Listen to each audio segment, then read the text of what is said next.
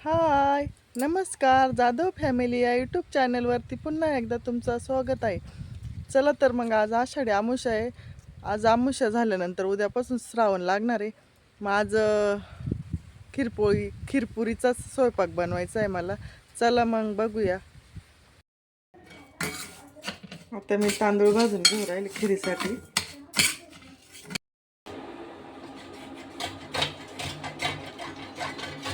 तांदूळ गार होईपर्यंत मी खोबरं बी किसून घेतलं. मग आता तांदूळ पण दळायचे. तांदूळ थंड झाले, आता ते पण दळून घेते.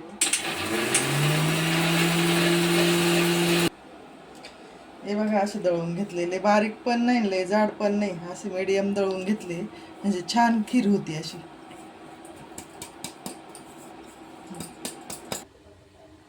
आता तांदूळ पण दळून घेतले, आता खोबरं पण थोडस दळून घेते. थोडं दळून टाकलं का छान लागतं. मग नाही तर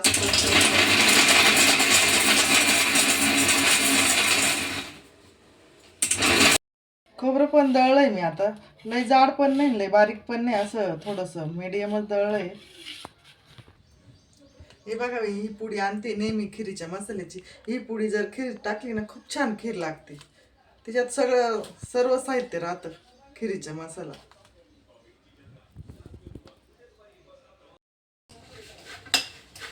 खीरपुरी बनवायची, त्यामुळे मी पीठ पण मळून घेतलं. पीठ थोडंसं भिजल्यानंतर पुऱ्या पण छान येते आणि अशा टम्म फुगतात. त्यात थोडासा रवा टाकलेला राहतो आणि तो पण भिजतो. मग थोडंसं अर्धा एक तास आधी पीठ मळून ठेवलं तर खूप छान मग पीठ पण मऊ मऊ होतं आणि पुऱ्या पण छान येते. पीठ मळल्यानंतर मी लगेच खीर बनवायला घेतली आहे. खिरीसाठी हे मी घरीच तूप बनवलेलं आहे. बघा किती छान आहे, असे रवेदार असं छान तूप बनतं. घरचंच आहे, आमच्या घरच्या गाईचं. मग तेच मी वापरते, विकत तुपच नाही आणत. आम्हाला विकत तूप पण आवडत नाही, घरीच तूप बनवते मी. खूप छान असं तूप होत आहे. हे बघा किती छान तूप आहे, रवेदार.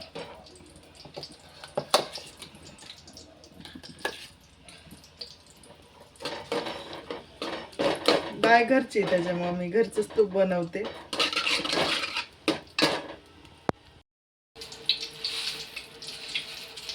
हे बघा, या पुडीत सर्व राहतं या पुडीमध्ये. खिरीच्या शेवया, साखर, मनुके, काजू, बदाम. त्यामुळे वरतून काही पण दुसरं काही पण टाकावं नाही लागत खिरीला.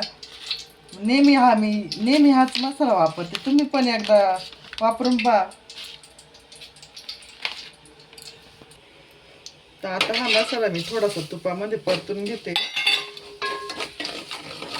तुपात परतला का खूप छान मसाला परतल्यानंतर आता मी खोबरं बी टाकून घेते परतायला.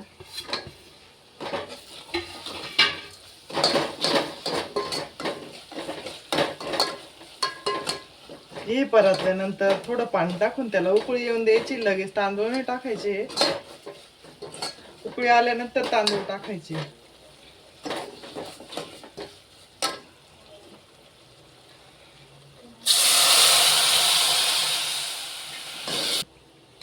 हे पाणी मी आधीच गरम करून घेतले होते. गरम पाणीच टाकू राहिले मी त्यात. तर आता याला उकळी आली तर मी तांदूळ पण टाकून घेते. असे थोडे थोडेच टाकावं लागतात. जर एकखटी जर सगळे जर तांदूळ टाकले तर अशा खूप गठोडे होऊन येतात त्याच्यावाले.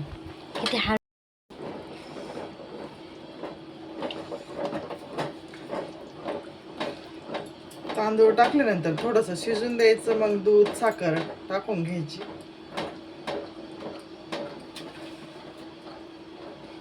दूध पण गार नाही टाकायचं, दूध पण गरमच टाकायचं.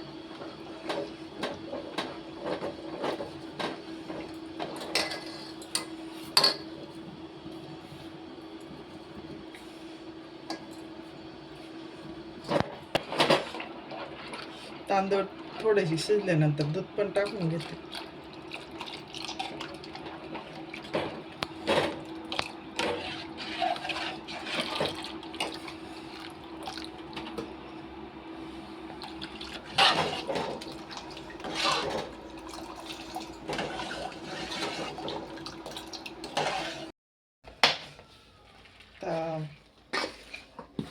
नैवेद्यासाठी थोड्याशा गोड चाणक्या पण बनवायच्या आहे.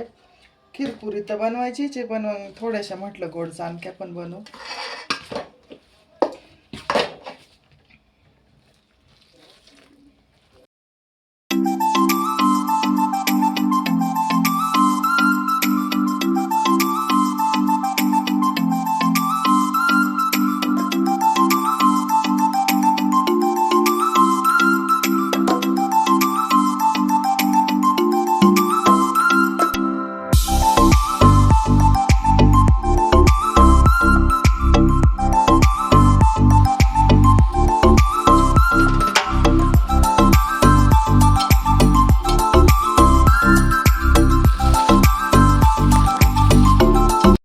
तर आता मी भजे पण काढून घेत आहे.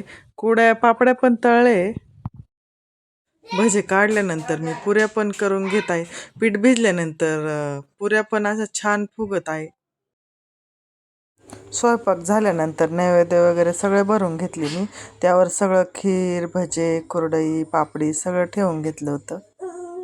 नैवेद्य वगैरेच भरून झाल्यानंतर कणकेचे 5 दिवे बी करून घेतले. दिवे वगैरे आधीच मी धुवून ठेवले होते. त्यानंतर ते पाटावर मांडून त्यांची पूजा करून त्यांना दुर्वा, आघाडा, फुलं वाहून हळदी कुंकू वाहून पूजा केली. दिव्यांना पण नैवेद्य दाखवला आणि देवारातल्या देवांना पण मी नैवेद्य दाखवून घेतला. घराजवळच इथे म्हसोबा माऊल्या पण बसवलेले आहे. मग मला तिथे नैवेद्य पण दाखवायला जायचंय. श्री परी मी चालले मग नैवेद्य दाखवायला.